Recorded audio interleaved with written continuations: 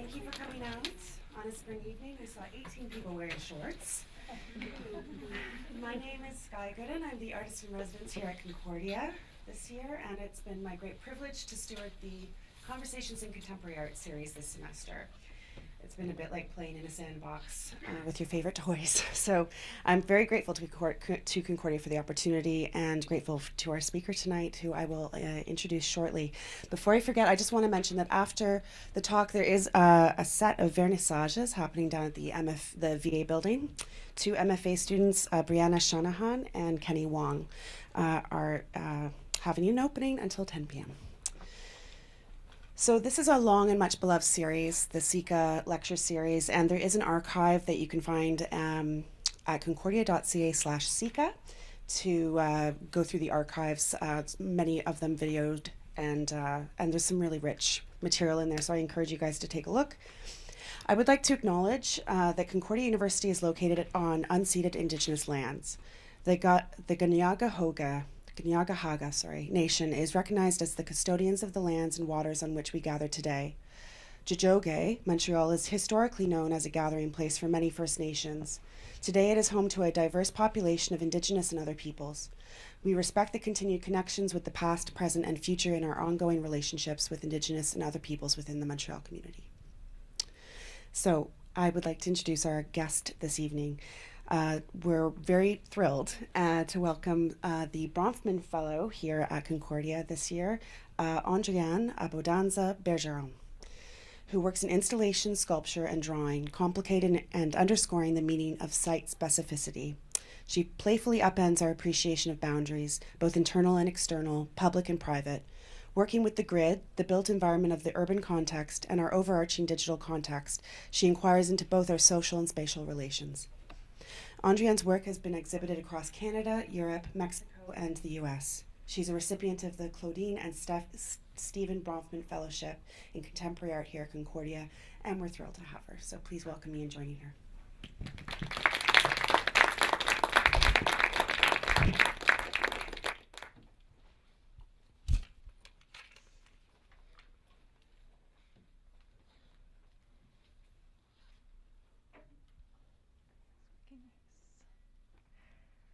Well, welcome.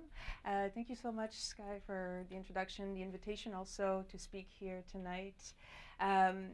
It's really an honor to be here. So I've been a student at Concordia for 10 years, I think, in total, and I've had the chance to see many of the SICA talks here at Concordia. So yeah, really an honor to be presenting at one. So I'd like to thank also the Fine Arts Department, all the team that makes these talks possible as well, and the Claudine and Stephen Bronfman Family Foundation for their support in these last 2 years here. And maybe also a little thank to the people that have been supporting my art career and practice, so people that have been assisting me in the studio, particularly Hannah recently, who's been a great support in the administration, development, some of the things, the parts that we don't see, but that is all part and behind a career like this. So before I go in the work, I'd like just to say a few words on a little bit my thought process and how it fits within a talk like this. I find that when I'm confronted with talking or writing about my work, and I'm sure some of you will relate to this, I find that it doesn't necessarily translate well in a linear format. And if you look, for example, at a page of my notebook, you'll see words, you'll see sketches, you'll see quotes, just detached ideas, basically. And I tend to jump from one idea to the other, depending on a train of thought that I'm on.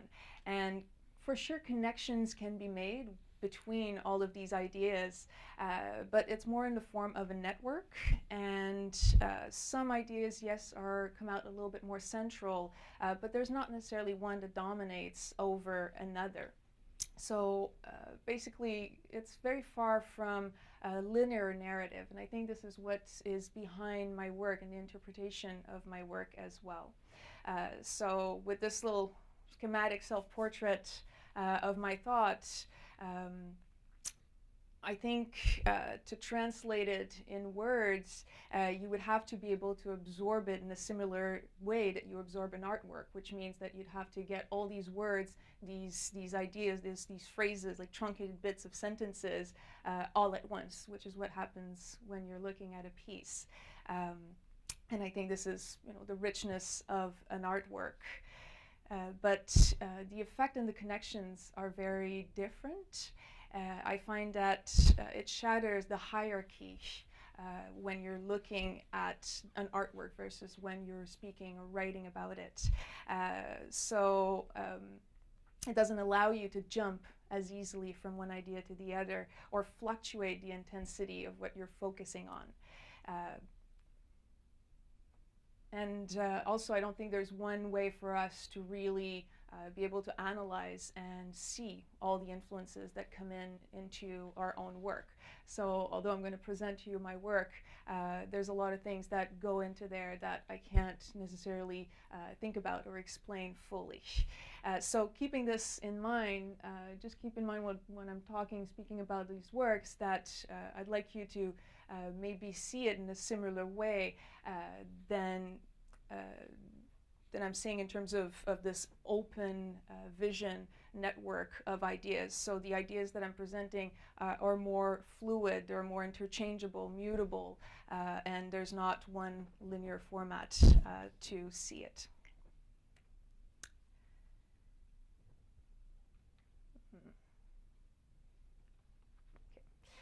So when I was invited to speak about my work, for sure there's a natural chronological sense of order that comes in to organize the talk. And even though the interpretation of the work itself doesn't necessarily have a linear narrative, I think for the talk, it's interesting to actually see how the work evolve one into another and how you can see the progression of a practice. It's something that I've always found interesting, to look at examples of artists' work, but also their progression throughout their practice. So as I'm going through this talk, I will give you a sense of where it fits chronologically in order to give you that example of my own personal practice. In terms of process, as an installation artist, the departure for my work is usually not the studio, but it's more the space where I work in, and in most cases, gallery spaces. Before the production of a work, there's usually the felt presence of the room. For example, the piece that you see here, I'll speak a little bit more about it in a minute, but I started working on this piece 8 months before it was installed, going into the space at least once a month, spending time into that room, trying to get a sense of it, get a sense of its dimension, its limit, its restriction, the movement within it.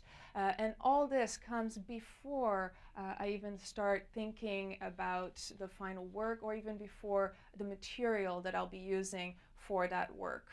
And this first experience tends to create a first sense of form that is very undefined.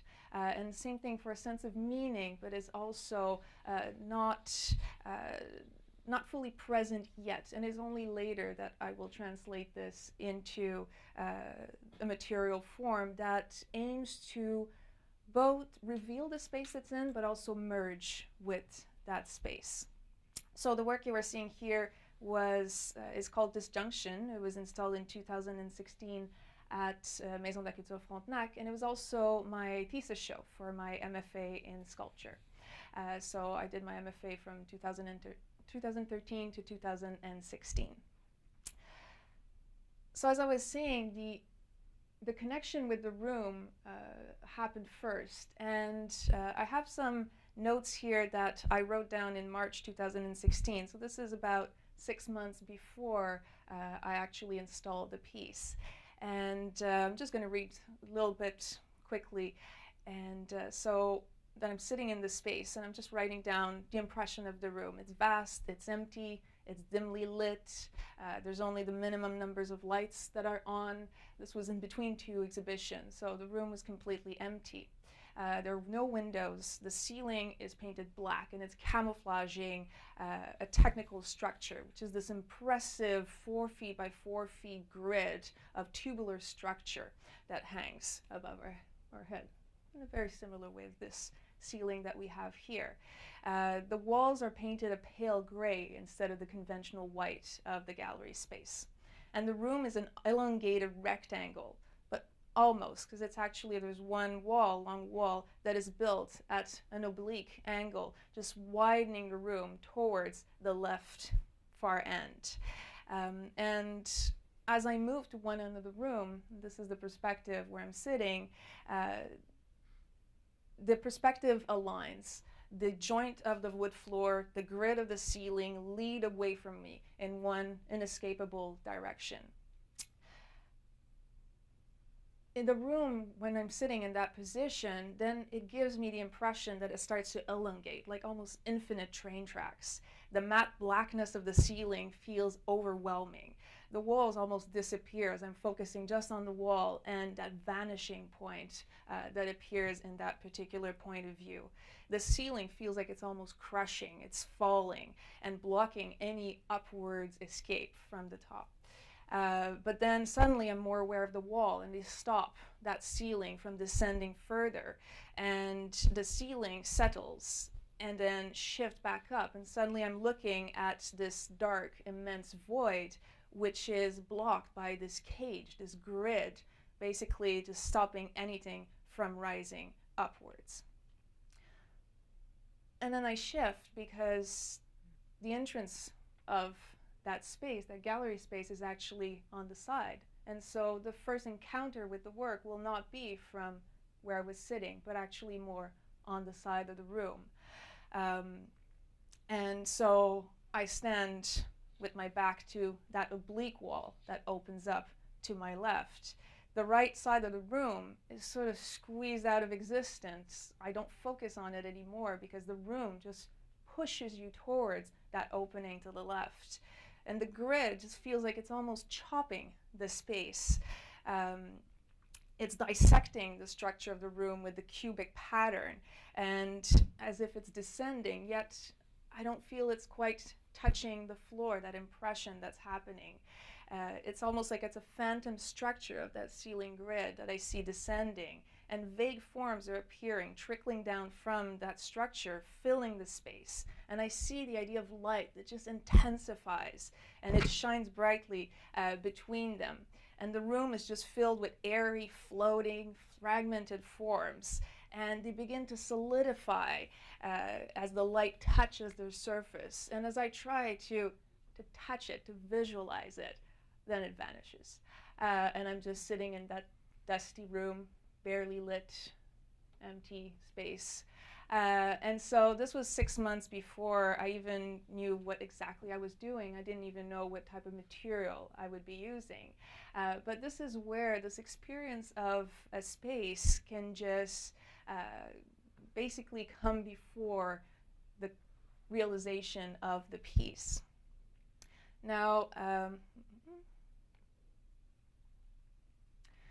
so here you see the material that I actually started using for that particular piece is light diffusing panels, which are used in neon boxes that you see in mostly commercial, industrial buildings.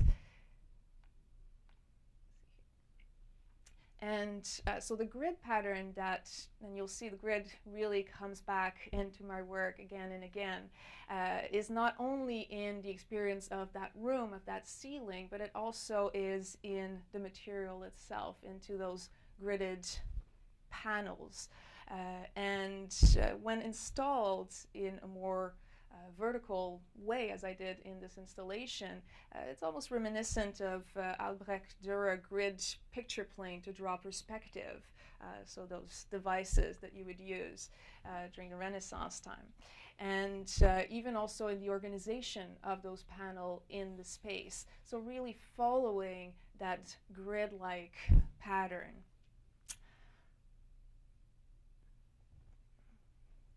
And the effect of the work is almost as if it's suspended in a moment of time.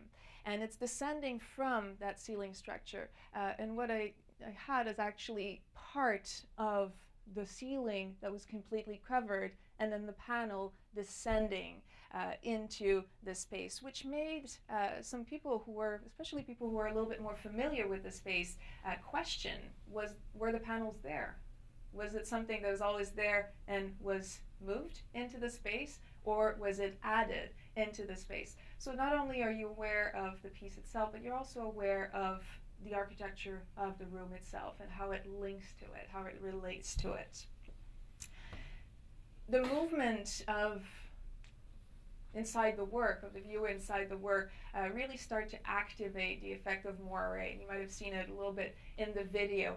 So when you have overlapping grids and how it creates almost a dizzying sense of movement, and it overlaps one panel in front of the other with the light, and it creates a blending effect. It sort of flattens perspective, flattens your sense of depth into that space.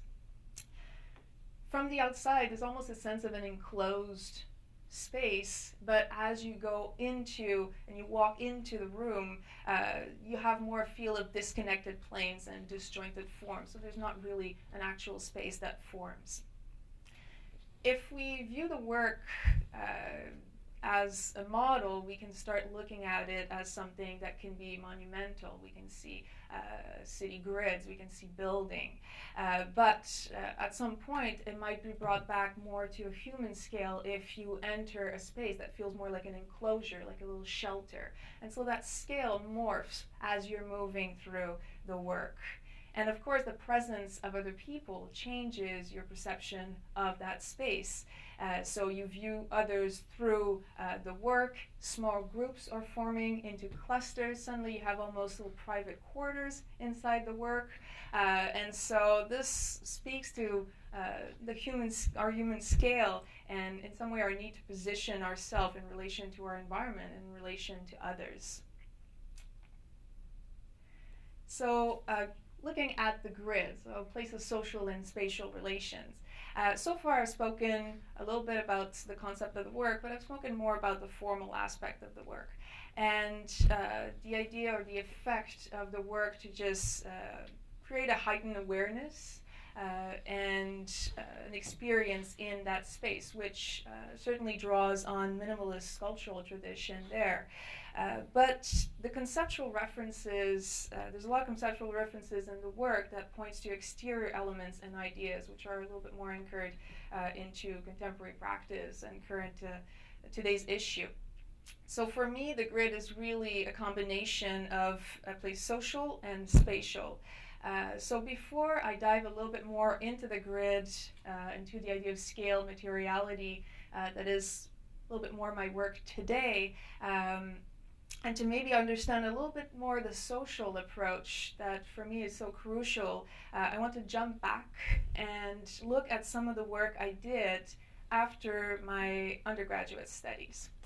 So I did my undergrad here at Concordia in 2004 to 2007, and the presence of the body was already quite there into my work. I used the representation of the human body, and also there was a strong performative aspect to my work. It was also a time where I had the chance to do 2 trips to Germany with groups from past sculpture classes. And so these 2 trips, the first year in Frankfurt, the second year in Weimar, we had the chance to go there, meet with students. So we were put in contact with students there and put up exhibition both times. And I was looking at question of boundaries surrounding the human body, and also the idea of exchange and interaction. There's also the question of public and private space and what happens when you move an artwork, for example, outside in the public realm, which is a little bit the questions around this particular piece, Glam Replica. So in this piece, what I did, this was in Frankfurt, I did reproduction of my body in just a shell of aluminum foil that was just duct taped to the ground. And I would leave these hollow casts of my body on the sidewalk and just walk away. And I would check on them once in a while just to see what happens to something you leave in a public place like this. In this one in particular, the first thing that happened, somebody stepped on the stomach. Next time when I came back, somebody had squashed a face. The rest of the body was fully intact. And so that interaction with something that is on a sidewalk is very different than something that is in the gallery space. Eventually, of course, city cleaners would just come and remove absolutely everything. This piece, Pressure's Face, was installed in an exterior corridor leading to the gallery space where we had our show. So my work was actually not in the space of the gallery, it was actually outside of it. And still working with the representation of, this time, the human face. This was, I think, around 500, 600 casts of my face that I just installed in that corridor. And as people were going in, of course, they were destroying the work. So working with installation, working with an interaction with the piece, and something also site-specific using that corridor. While I was doing these exhibitions, I also took advantage of the fact that I was able to get funding for the trips from Concordia, because I was also was still a student at that point. I started a master's degree in art education in between my BFA and my MFA, and I contacted other galleries, and I was able to exhibit in Glasgow, where I did this performance, and just once again dealing with personal space, performance aspect in there as well, and the interaction that happened into this time the gallery space. And I did also a short, very small intervention in the public place where I was looking at personal space that varies depending from where you are, country to country, and what is a comfortable distance to be speaking to someone. And what I would do is I would install just these two very simple outlines of feet facing one another in very busy transit spaces, public places, and invite people to just basically come step in and face each other. But the space was slightly, just a fraction closer than the comfortable, normal distance to be facing each other. So you're realizing it, but not completely conscious of it. So it's more your body that realizes it first. So not only I'm asking people to just take a moment to stop in this very busy place, but there's also an awareness of your body and just feeling that empty space in between two people interacting. I also did a little bit of public art during that time, so maybe some of you remember seeing this actually hanging in this building, in this atrium.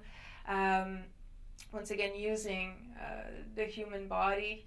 And as I mentioned, during this time, I was doing a master's in art education, and my thesis, what I did is there was a research part, which was actually on the post-art school transition. And another part of it was a creation thesis, and I did this piece at Skull in 2010 called Social Nest. And there's an interesting shift in my practice where I start using architectural structure in my work to transform your interaction with the space, but there still was a performative aspect. And so when you entered the room, you interacted with this minimalist, massive, monumental form made out of fabric, but as you walked into it, as you discovered and were drawn by sound, basically, you were drawn into a second room, which was that little social nest where people would actually gather in it. And this is the last work that I actually have the representation of the human body. There's a bit of a gap here between the end of my thesis in art education and this piece here, 2012, and right before my MFA.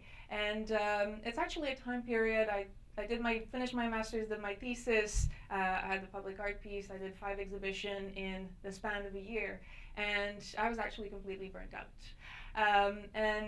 This is something that reminded me of a conference that I saw at Concordia a couple of years back.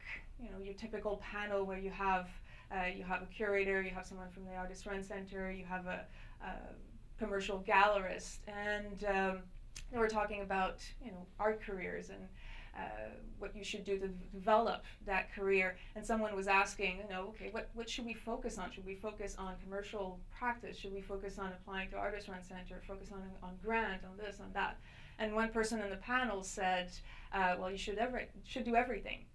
And this is something that I think, you know, we have to balance life and work, and in the arts, most of us have to balance life, the job, and your artistic career.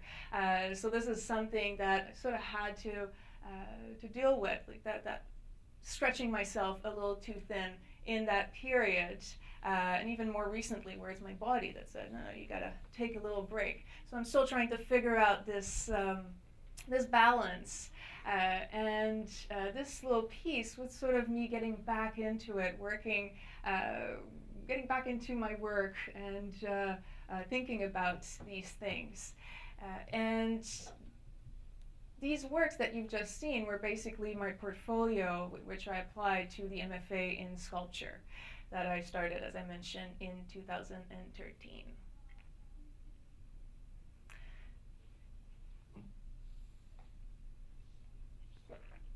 So when I started my MFA, right away there was a shift in my work in terms of scale. For sure, having the space in order to work in was helpful for that, but also in terms of the form, in terms of the use of the grid that appeared right at the beginning, first semester, where I presented this piece here. There was a reference to architecture and urban landscape. Now, previously, I jumped back to the period after my BFA, but actually before my BFA, I did some studies in architecture at Université de Montréal, and then I worked as a building inspector part-time for 4 years. So this background came back and for some reason influenced more my work at that point when I started my MFA. And during my time in architecture, some of the bigger influence was more modernist architecture, which was both critiqued for good reason, but also almost revered by some of our teachers. Postmodernist architecture was actually despised by most of the faculty, which was interesting. And then also the influence of minimalist art. In there as well, there's perspective work from the Renaissance that came in as an influence and the idea of scale. But looking at this from today's perspective, and when I think, for example, of perspective drawings and grids, things like that, I automatically think of the virtual and 3D rendering and the possibility to quickly distort that grid, to quickly distort this perception that we have of space. And so the grid is no longer just a tool of representation of reality. It became something that could be malleable, and that transferred into my view of the physical spaces that I was working with. This piece, in this place Utopia, was looking at basically our place in this physical space versus the virtual space, and a feeling of displacement that you're faced with this particular context at our time. I think it was a little bit more current in 2013. It sounds a little old today in some way because things are really developing fast. And in this piece, people experienced it in different ways. So the grid had a powerful effect on the perception of space and the architecture. So suddenly this ugly technical room, you were really aware of the ceiling structure, all these air ducts that were there, the lights. And so because almost of a mirroring effect where you started being more aware of that ceiling, it conditioned the way we moved into the room. So the grid was actually installed at neck level. And so even to enter the room, you had to negotiate that space with the work. And then, of course, viewing the piece with other people added to this interpretation of the work. So it conditioned not only our movement and perception of the space, but also our social interaction inside this space. And when you look at it as a model, because of course you can see right away that it seems to be referencing, for example, building clusters or grid that represents a landscape, a topography, then you can start wondering, what is it a model of, or what is it for?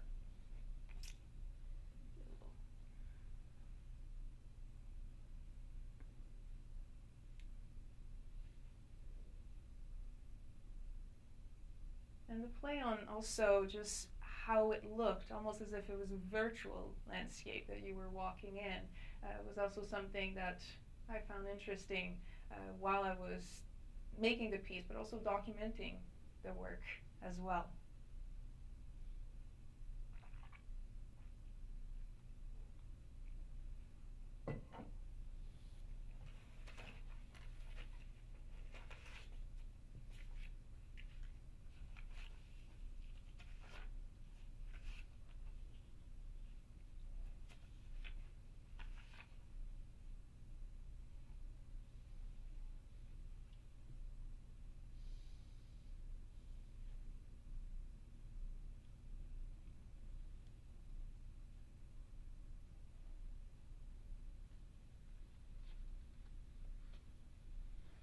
Some of the forms were actually pulling, and others were tall enough that they were pushing onto that grid, which created the topography that you could experience when you were walking into this room and navigating it.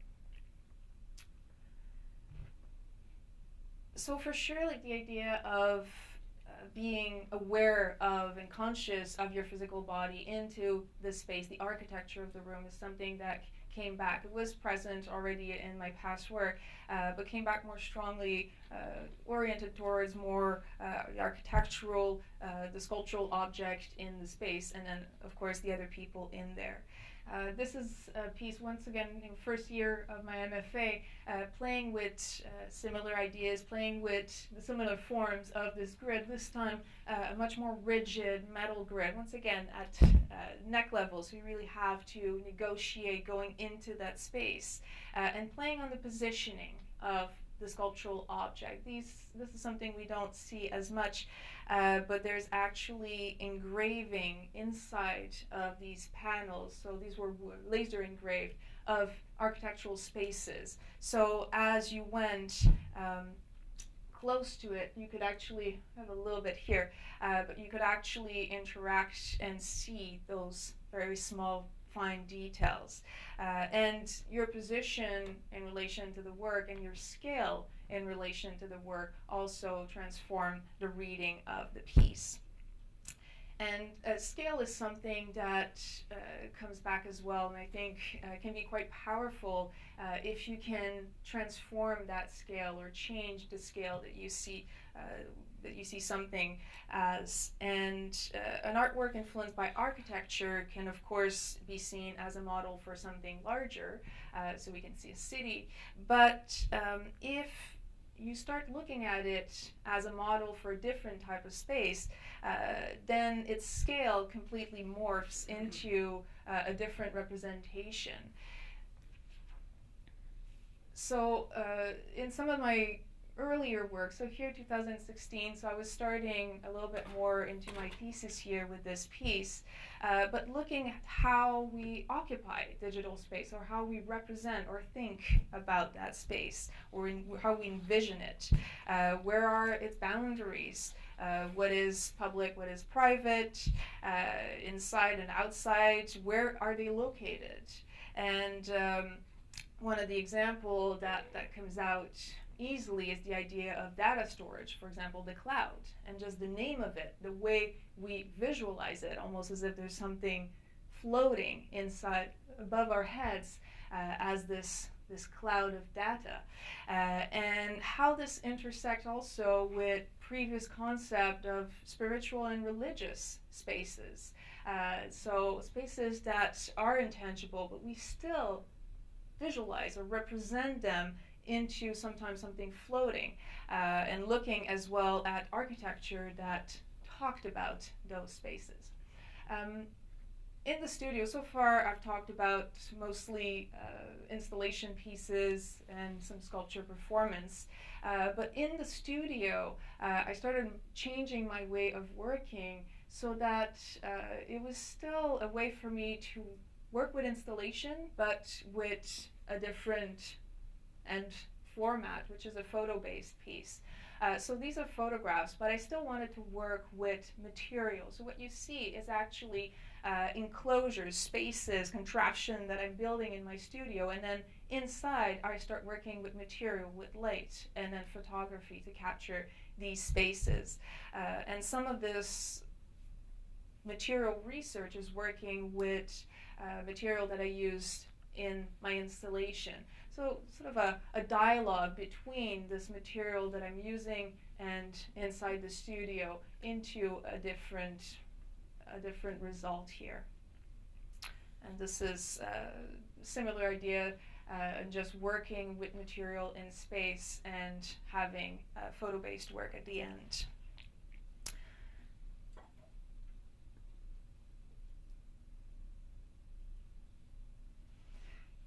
And one of the things, I mentioned the importance for me to keep working with material. Materiality is something I think is quite important as well in my work. And through this materiality, we are brought back to the human body and the human scale. More recently, the materials that I've been using are usually recognizable architectural material. And this piece here, Suspensus, was using the unloved ceiling tiles. So if you're thinking of these ceiling tiles, for me it's my primary school, these ugly tiles that I would look up at. There was always one or two that were stained this ugly brown, disgusting color. You didn't want to be standing underneath it. And so changing our interaction with this material as I'm installing them into the room.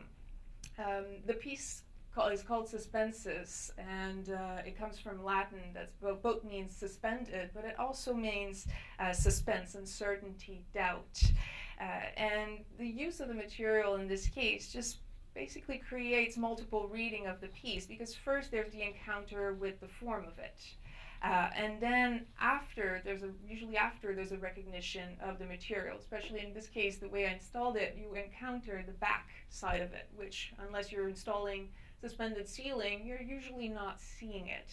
And transforming also its shape, the way it's installed in the room. So it was completely floating, it wasn't touching at any point. So just using the usual system, the way they're hung, the way they're installed, but in a very different position and shape. And after you've seen this material and you recognize it, then of course it changes the reading of the piece, but it also changes your relationship with that same material outside the gallery, where you start to notice it, and notice it in a different way than you had before. Usually we don't necessarily notice these material.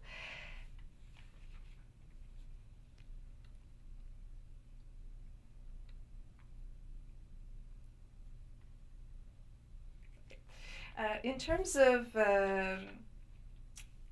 these tiles that I've been using, these ceiling tiles or the light diffusing panel, one of the points that I find interesting about this material is their availability and their modularity as well.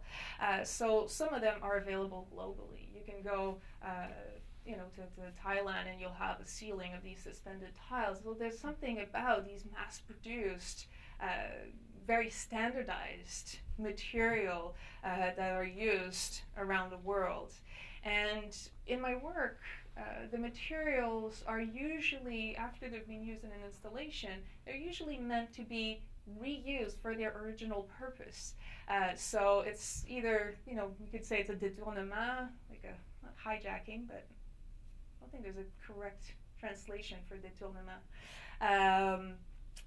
Or pre-recycling of these panels, but basically they're reinserted into that same loop. So for example, I've resold some of this material to a contractor who will then install it into a building, because they're minimally handled and mostly unmodified from their original form. And for me, this really implies that the work is clearly not in the material itself. It's really situated in the experience of the work and in relation to the space it's in. This is where the work happens. What are we doing for time? In the case of this piece, Transparaître, this was installed at the Yvonne L. Bombardier Cultural Center in Quebec, Brompton. And I was also using these tiles here, but in this case, I actually used, with their permission and a little bit doubt, but they gave me permission to use the tiles coming from the building itself and just displacing them into the exhibition room, and then just simply reinserting the pieces, the panels, back into the room itself.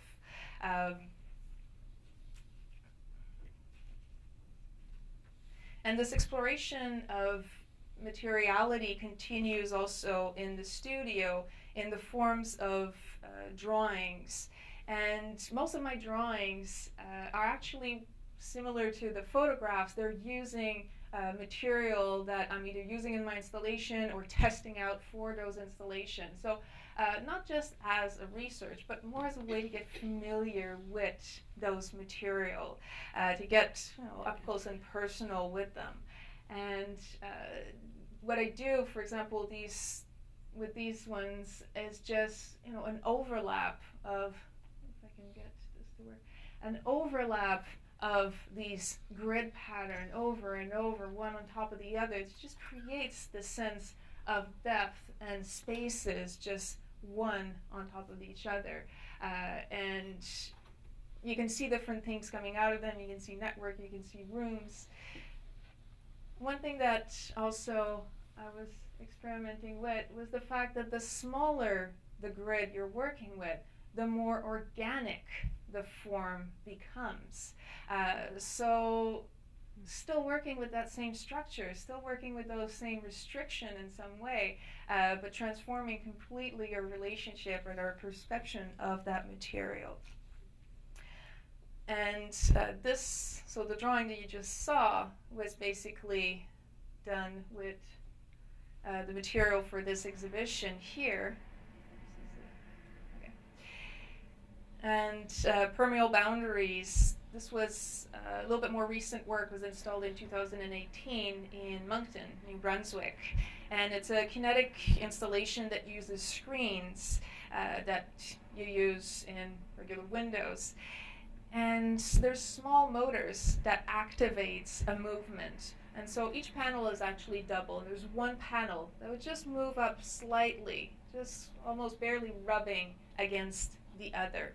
And the movement of it and the sound was almost like this motorized breathing. And you had, of course, because of that movement, you had the moire effect. It just starts to be activated. What was beautiful was actually that each panel was completely unique. Each panel became almost its own artwork. And some of them became really fluid and organic, despite, once again, the fact that we're coming from that rigid grid and even rigid placement. But it could reference something more organic or something more technological. So you could see water, you could see a constant topography that's changing, that's morphing, or some of them look more like a screen interference. So there's constant changing depending on your placement, depending on the scale. And there was also opacity in terms of the perception of depth. Now, this was the first time that I was showing this piece, and it was a good test, but it was a bit small. So this is a piece that I'd like to revisit into a space that would be at least 4 times larger, because there was only one point of view when you were in the complete corner of the room where the center was completely opaque. And there's this idea of creating that opacity. And as you move in, there's almost the feeling of walking into a forest.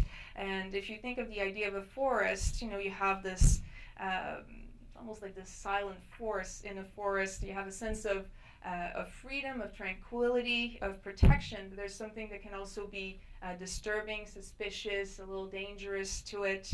And the deeper you sink into it, the more it blurs the borders of it, and the more the body seems to disappear inside. So this piece was really playing with destabilizing effect and the organic quality despite the rigidity and the regularity of the grid that it comes from. And this motif, the grid that's just recurrent in my work, combined with the architectural references, either through the structure that I'm building or through the material that is being used, really looks at disparities and the presence of all the underlying and ubiquitous structure of society and our environment, and basically the profusion and also the permeability of some of these boundaries that can be very arbitrary sometimes. And all of this dictates access or rejection into specific structures or relationship. So in the work, what I'm aiming to do is basically bend those boundaries and create a new potential for exchange that happens into this new hybrid space. And what captures my attention really is the interrelation between the structure and the human being in that space, each one of them basically possessing its own agency, affecting one another. So approaching basically sculpture and installation, using it as an inquiry into these social and spatial relations. And yes, I think that concludes the talk.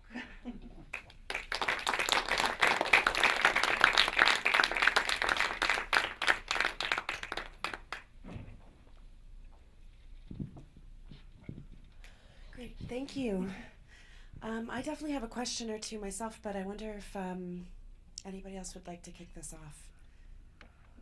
My students, perhaps. Yeah, we're filming, so if you can wait for the mic. Thanks for your talk. I'm just curious,